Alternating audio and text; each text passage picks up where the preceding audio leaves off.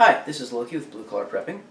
Last week I discussed the basics of rifles, shotguns, pistols, and their use in a defensive or preparedness application. This week I'd like to go into some of the specifics on pistols in particular. We'll move on to rifles and shotguns in coming weeks.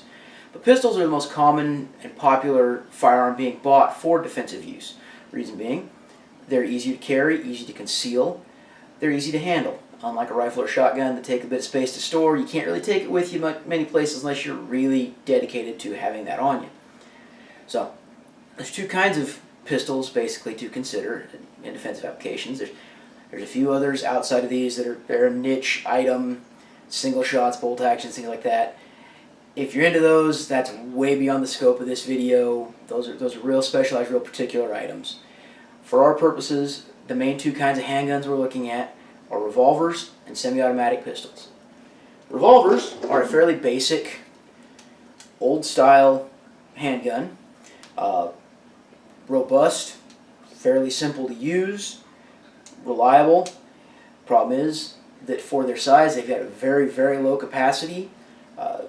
Most of them have 6 shots. Some of the very compact carry-style revolvers only have 5.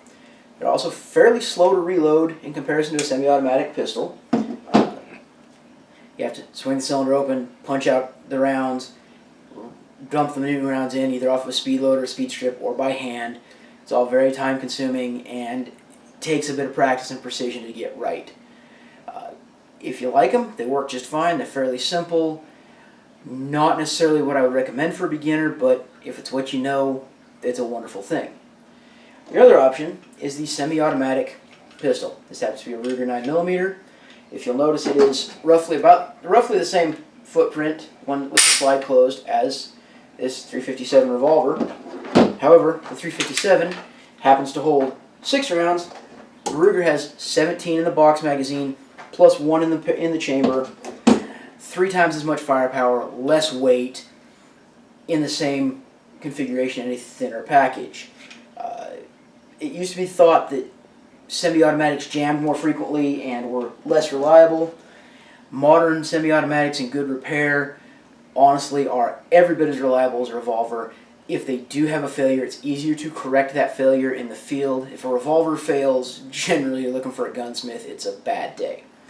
Semi-automatic fails, tap the magazine, rack it, it generally clears the issue.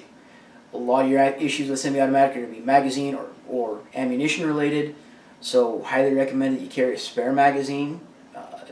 You may or may not need to reload, but if you do have a failure, it's one of the quickest ways to fix it. Magazines are fairly inexpensive. You're talking between 20 and the most expensive ones I've seen are $50 for some really niche pistols. I think I spend about $25 or $30 for Ruger mags.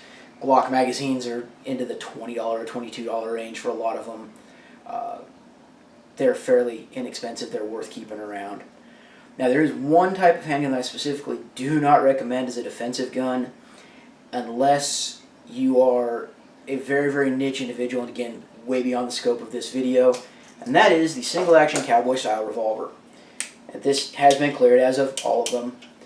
The problem with single actions is the sights are mediocre on their best day. There's just a trench rear and a blade front that's not very visible. It's not very precise.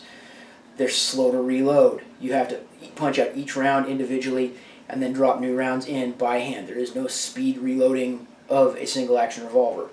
They're also fairly slow to fire because every time you fire, you have to cock it and then fire it. You can't just pull the trigger like a double action revolver.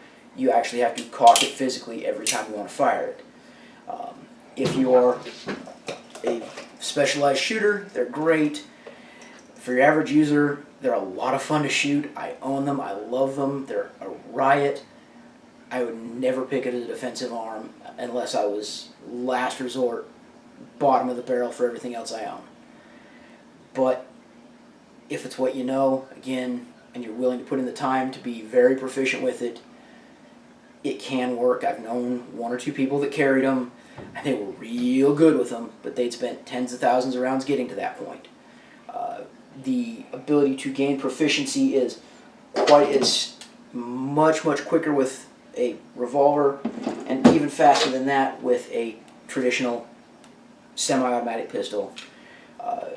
Whereas it's tens of thousands of rounds for a semi-automatic, within a few hundred rounds, a person can be fairly proficient with a 9mm semi-automatic. It doesn't take a whole lot to get and maintain proficiency compared to other defensive handguns.